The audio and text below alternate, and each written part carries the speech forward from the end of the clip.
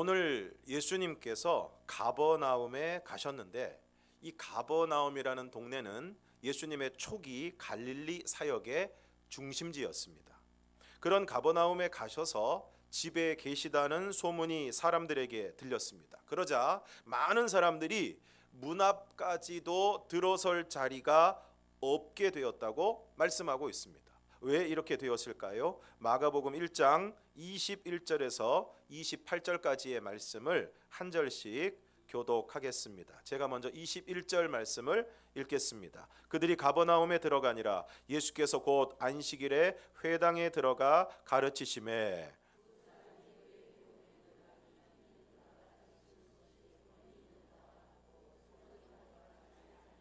마침 그들의 회당에 더러운 귀신 들린 사람이 있어 소리 질러 이르되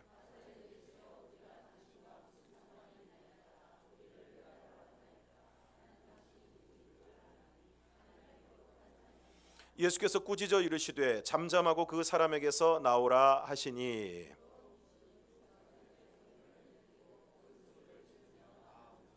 다 놀라 서로 물어 이르되 이는 어찌미냐 권위 있는 새 교훈이로다 더러운 귀신들에게 명한즉 순종하는도다 하더라. 곧 온 갈릴리 사방에 퍼지더라. 오늘 금방 읽은 마가복음 1장 21절에서 28절의 장소도 가버나움인데 예수께서 안식일에 회당에 들어가셔서 가르치시는데 모든 사람이 그 예수님의 교훈에 놀랐다는 것입니다. 왜냐하면 가르치시는 것이 권위 있는 자와 같고 서기관들과 같지 않았다는 것입니다. 당시 주로 율법을 가르치고 설교했던 이 서기관들은 율법의 조항들을 들이대면서 이거 하지 마라, 저거 하지 마라. 그리고 그렇게 하면 너도 죄인 이런 식으로 가르쳤는데 예수님의 가르침은 그렇지 않으셨다는 것입니다. 그런데 바로 그 회당에서 귀신 들린 사람이 있어서 말씀을 듣는 가운데 막 소리를 지르는데 이렇게 이야기하는 것입니다. 나사렛 예수여, 우리가 당신과 무슨 상관이 있나이까? 우리를 멸하러 왔나이까? 나는 당신이 누구인 줄 아노니 하나님의 거룩한 자니이다 하는 것입니다. 그러자 예수님께서 꾸짖어 잠잠하고 그 사람에게서 나오라 하시니까 귀신이 나오는 것입니다. 그러니까 사람들이 다 놀라고 예수님의 소문이 온 갈릴리 사방에 퍼졌다는 것입니다.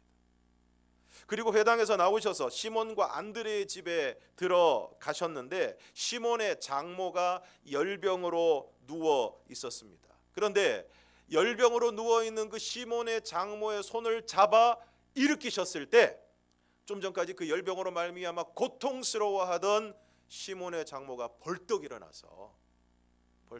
정도가 아니라 기력을 회복해서 예수님에게 수종을 들었다는 것입니다. 그리고 저물어 해질 때에 모든 병자와 귀신 들린 자를 예수님께 데려오고 성경에는 온 동네가 그 문 앞에 모였다고 말씀하고 있습니다. 그리고 한 나병 환자가 예수님께 와서 고쳐주시기를 간구했을 때 예수님께서 그 나병 환자를 불쌍히 여기셔서 고쳐주십니다. 그리고 엄히 경고하시면서 아무에게 아무 말도 하지 말라고 했는데 45절 말씀을 함께 읽겠습니다. 시작. 그러나 그 사람이 나가서 이 일을 많이 전파하여 널리 퍼지게 하니 그러므로 예수께서 다시는 드러나게 동네에 들어가지 못하시고 오직 바깥 한적한 곳에 계셨으나 사방에서 사람들이 그에게로 나아오더라. 바로 이런 상황에서 다시 가버나움에 들어가시고 집에 계시다는 소문이 들리자 어마어마한 사람들이 그 집에 모여서 문 앞까지도 들어설 자리가 없게 되었다고 말씀하고 있습니다. 그런데 3절에 보면 사람들이 한 중풍병자를 4사람에게 메워 가지고 예수님께로 왔다라고 말씀하고 있습니다. 그런데 와서 보니까 어떻습니까? 사람들이 너무 많습니다. 2절에 보면 문 앞까지도 들어설 자리가 없게 되었다고 말씀하고 있습니다. 예수님 근처는커녕 그 집 안으로 들어가기도 힘든 상황이 되었습니다. 근데 다음 순간 어떤 일이 벌어집니까? 그 집의 지붕을 뜯습니다. 당시 이스라엘 집들의 지붕은 우리나라의 지붕과는 달라서 뜯기가 아주 쉽습니다. 그래서 그 집의 지붕을 뜯어 구멍을 내고 중풍병자가 누운 상을 그대로 달아 내립니다. 5절을 함께 읽겠습니다. 시작. 예수께서 그들의 믿음을 보시고 중풍병자에게 이르시되 작은 자야 내 죄 사함을 받았느니라 하시니. 예수님께서 누구의 믿음을 보셨습니까? 그들의 믿음을 보셨습니다. 그럼 여기 나오는 그들은 누구입니까? 중풍병자를 메워가지고 예수님께 데리고 온 사람들입니다. 예수님이 계신 집의 지붕을 뜯어 중풍병자를 누운 상을 달아내린 사람들입니다. 그러면 오늘 본문에서 이야기하고 있는 이들의 믿음은 어떤 믿음입니까? 첫 번째로 이들의 믿음은 행동하는 믿음입니다. 이들은 중풍병자를 메워가지고 예수님에게로 왔습니다. 그리고 거기에 사람들이 너무 많아서 예수님 근처에도 못 가고 집 안으로 들어가지도 못하는 상황이 된 것을 보고 지붕을 뜯어 구멍을 내고 중풍병자가 누운 상을 달아내렸습니다. 히말라야 산속에 가면 야맹조라고 하는 작은 새가 있다고 합니다. 이 새는 낮이면 신나게 노래를 부르다가 밤이 되면 잠잘 둥지가 없어서, 여러분 히말라야 산이 얼마나 춥겠습니까? 극심한 추위에 못 견뎌서 다른 새의 둥지에 가서 구걸하면서 하룻밤만 재워달라고 구걸을 하면 밤새 구박을 받는다는 것입니다. 그러면 야맹조는 서러운 눈물을 흘리면서 추위에 떨면서 우는데 이렇게 운다고 합니다. 내일이면 집 지으리, 날이 새면 집 지으리. 그런데 아침이 되어서 히말라야 산 중턱에 아침 햇볕이 따뜻하게 비추면 이 야맹조가 어젯밤의 추위와 수모를 다 잊어버리고 또 하루 종일 지지배배 노래하느라 집 지을 생각을 하지 않는다고 합니다. 들리는 소식에 의하면 아직도 집을 짓지 못하고 있다고 합니다. 그런데 여러분, 오늘 우리의 모습이 이 야맹조와 같지 않습니까? 인생 가운데 어려움이 찾아오고 고통과 위기를 맞이하게 되면 내가 내일이면 반드시 집을 짓겠다고, 정말 내가 올해부터는 믿음 생활 제대로 하겠다고, 건강 관리를 제대로 하겠다고, 다른 사람과의 관계를 잘 해나가겠다고 다짐을 하지만 야맹조와 같이 어려움이 지나가고 고통과 위기의 순간이 지나가면, 건강검진이 별 문제 없이 지나가면 언제 그랬느냐는 듯이 또 이전과 같이 세상의 따뜻한 햇볕에 기대어서 하루하루를 안일하게 살아가고 있지는 않습니까? 오늘 우리의 믿음은 어떤 믿음입니까?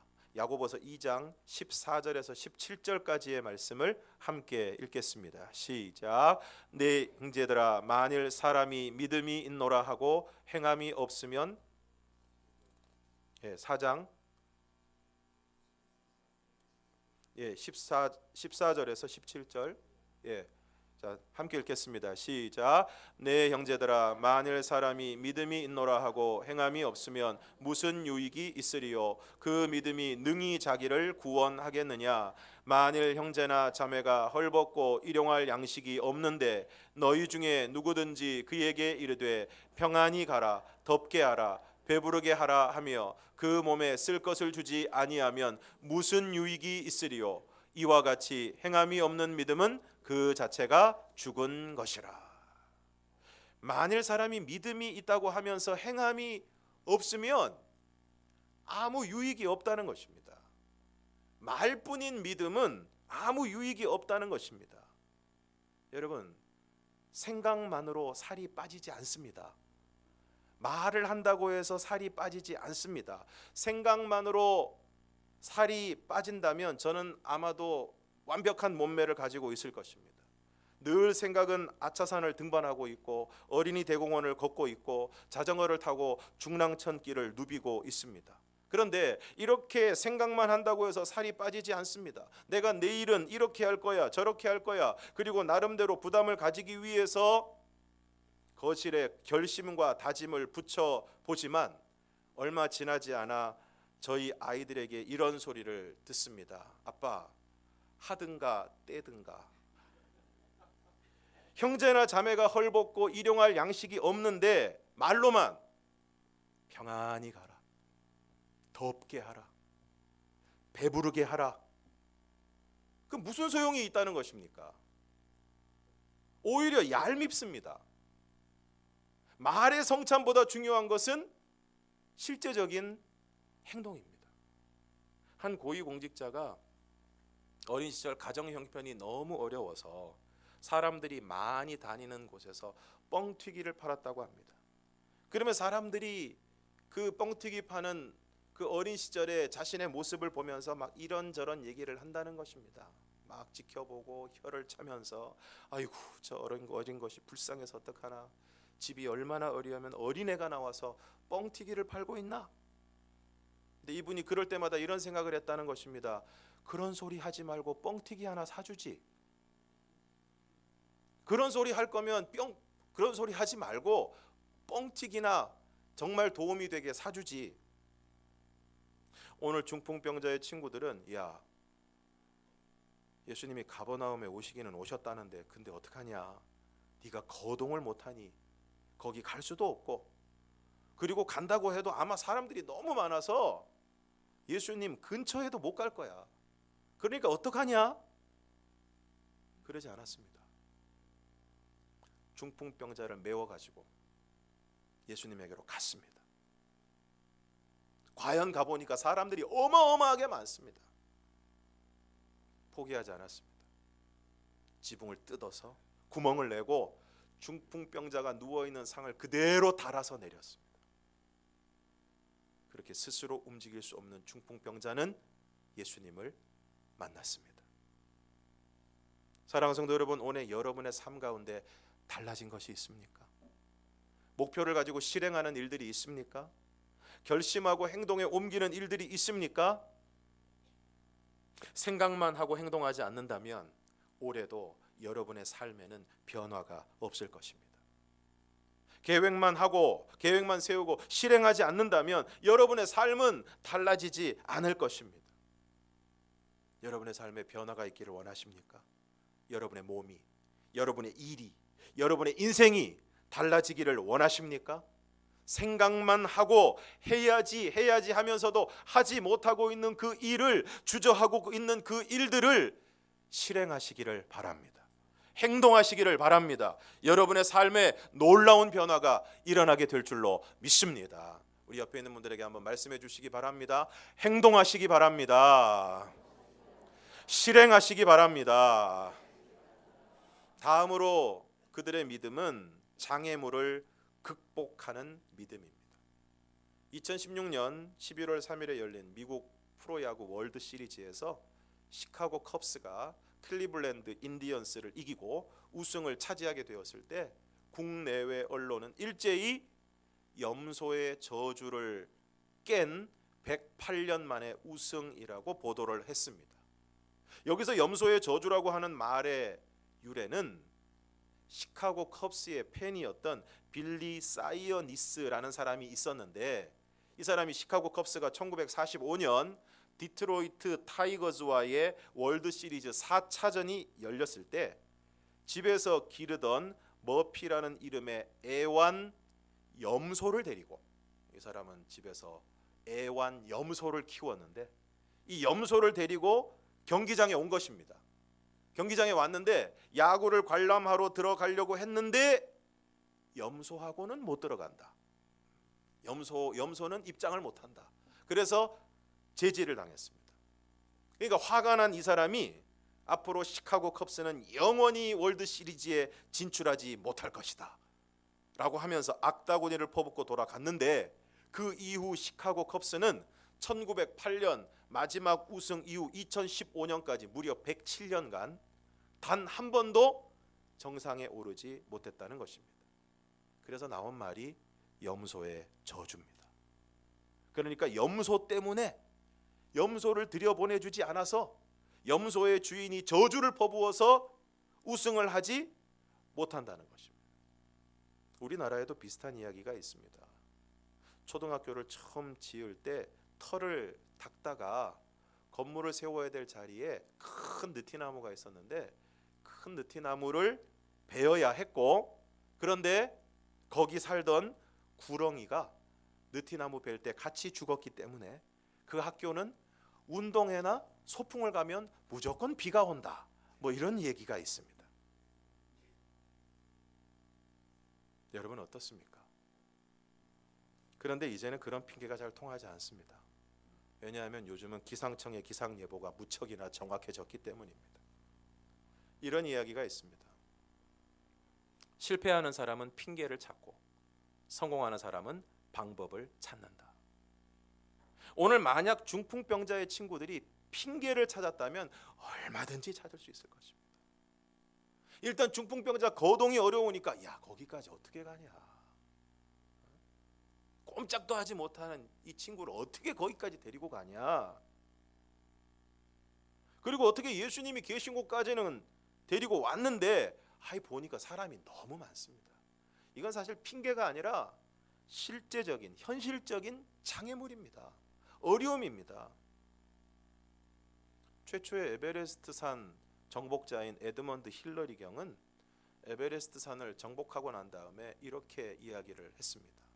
우리가 정복한 것은 에베레스트 산이 아니라 우리 자신이다. 오늘 우리가 뭔가를 이루어내기 위해서, 또 뭔가를 실행하기 위해서 가장 큰 장애물이 무엇이겠습니까? 바로 할 수 없다고 생각하는 나 자신입니다. 방법보다 핑계와 이유를 더 열심히 찾고 있는 나 자신이 믿음의 역사와 성취를 방해하는 그야말로 가장 큰 장애물입니다. 이순신 장군에 관한 이런 글이 있습니다. 집안이 나쁘다고 탓하지 마라. 나는 역적의 가문에서 태어나 가난 때문에 외갓집에서 자랐다. 머리가 나쁘다고 말하지 마라. 나는 첫 시험에서 낙방하고 32의 늙은 나이에 겨우 과거에 급제했다. 좋은 직위가 아니라고 불평하지 마라. 나는 14년 동안 변방오지에 말단 수비 장교로 돌았다. 윗사람의 지시라 어쩔 수 없다고 말하지 마라. 나는 불의한 직속 상관들과의 불화로 몇 차례나 파면과 불이익을 받았다. 기회가 주어지지 않았다고 불평하지 마라. 나는 적군의 침입으로 나라가 위태로워진 후 47의 제독이 되었다. 조직의 지원이 없다고 실망하지 마라. 나는 스스로 논밭을 갈아 군자금을 만들었고 23번 싸워 23번 이겼다. 윗사람이 알아주지 않는다고 불만을 갖지 마라. 나는 끊임없는 임금의 오해와 의심으로 모든 공을 뺏긴 채 옥살이를 해야 했다. 자본이 없다고 절망하지 마라. 나는 빈손으로 돌아온 전쟁터에서 13척의 낡은 배로 133척의 적을 막았다. 옳지 못한 방법으로 가족을 사랑한다 말하지 마라. 나는 20살의 아들을 적의 칼에 잃었고 또 다른 아들들과 함께 전쟁터로 나섰다. 죽음이 두렵다고 말하지 마라. 나는 적들이 물러가는 마지막 전투에서 스스로 죽음을 택했다.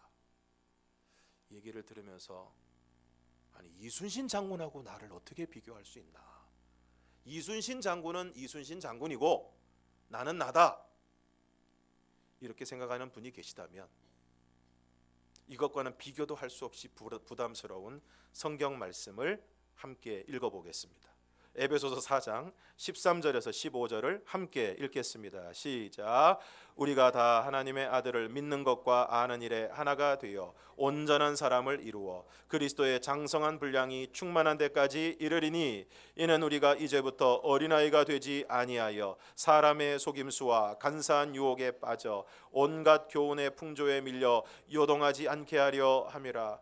오직 사랑 안에서 참된 것을 하여 범사에 그에게까지 자랄지라. 그는 머리니 곧 그리스도라. 오늘 우리가 어디까지 자라가야 됩니까?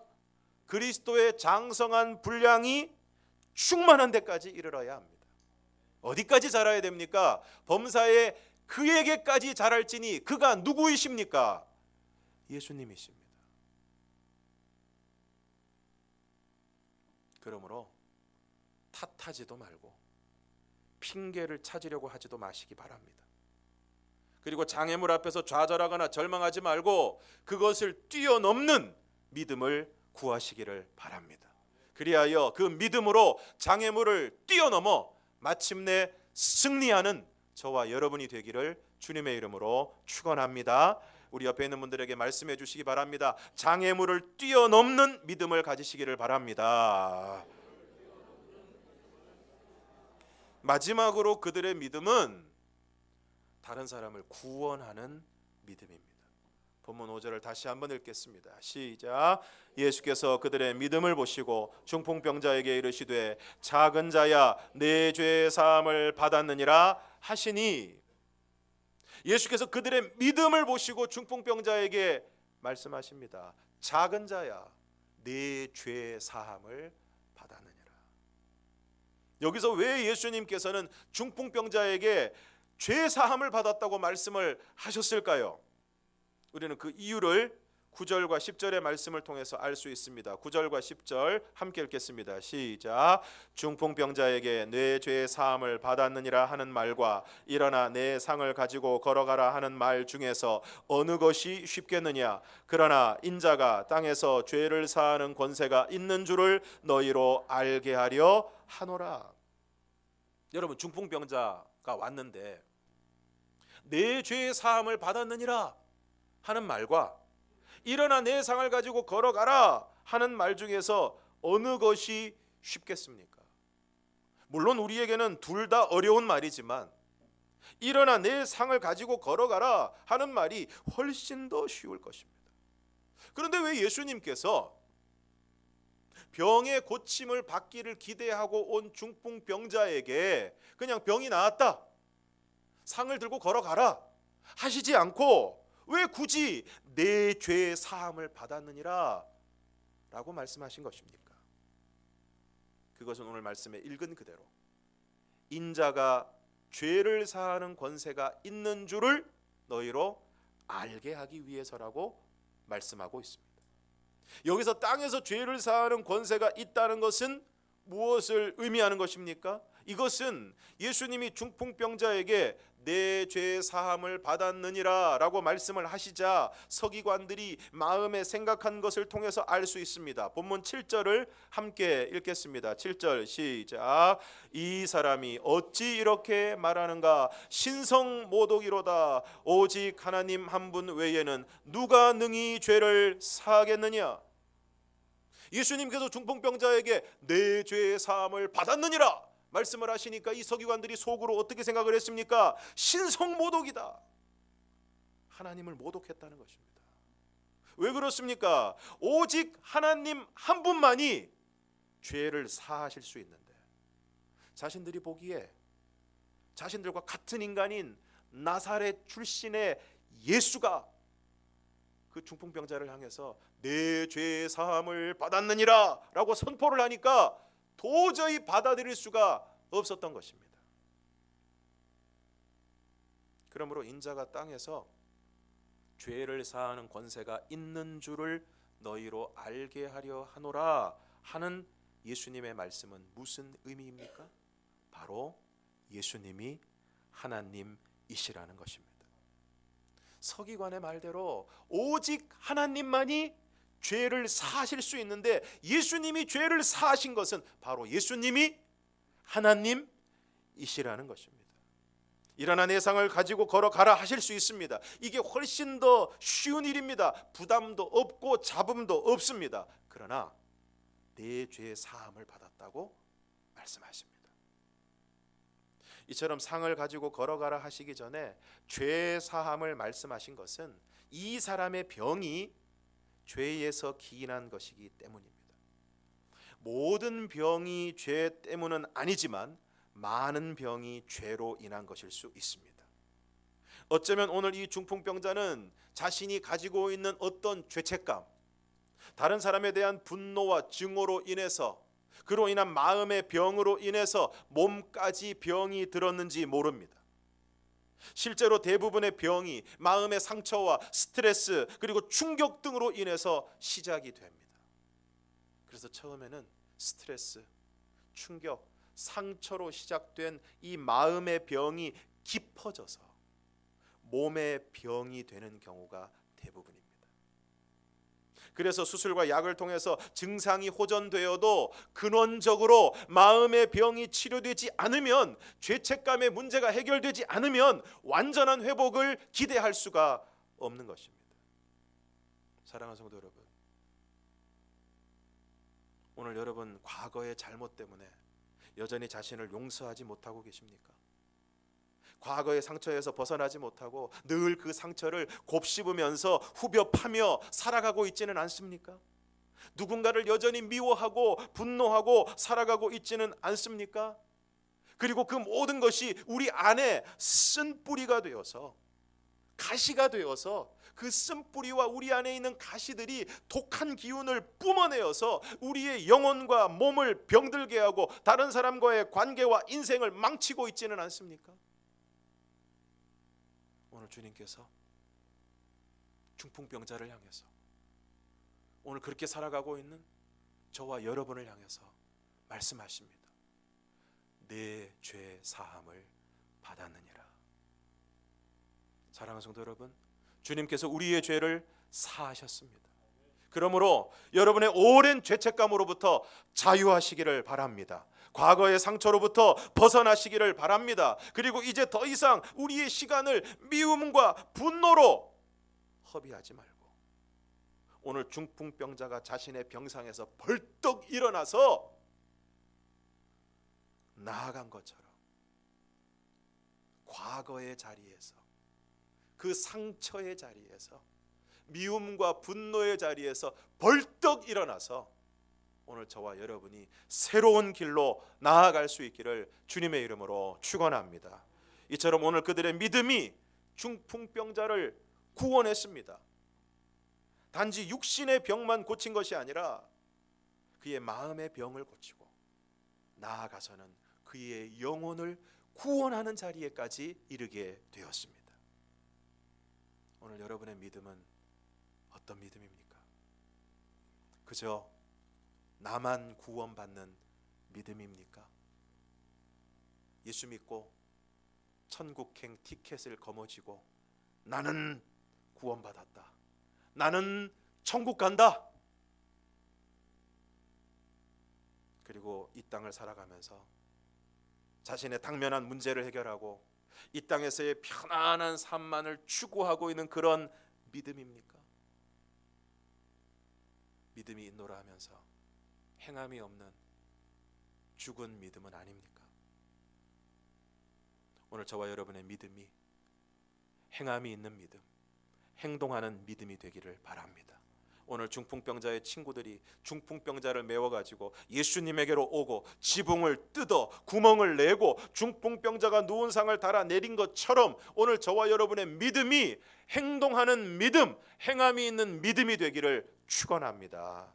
그리고 그러한 가운데 장애물을 극복하는 믿음이 되시기를 바랍니다. 핑계가 아니라 방법을 찾는 사람들이 되시고, 장애물 앞에서 쉽게 좌절하고 절망하는 믿음이 아니라 장애물을 뛰어넘어 마침내 하나님의 뜻을 이루어 드리는 그런 믿음이 되기를 주님의 이름으로 축원합니다. 그리하여 마침내 오늘 저와 여러분의 그런 믿음을 통해서, 행함이 있는 믿음, 장애물을 뛰어넘는 적극적인 믿음을 통해서 오늘 우리 주위에 중풍병자와 같이 영적으로, 육적으로, 정신적으로 무력한 상태에 있는 수많은 영혼들이 오늘 저와 여러분들의 그러한 믿음을 통해서 예수님 앞으로 나아오게 되고 죄사함을 받고 구원받게 되는 놀라운 은혜의 역사가 저와 여러분을 통하여 나타날 수 있기를 주님의 이름으로 축원합니다. 함께 기도하겠습니다.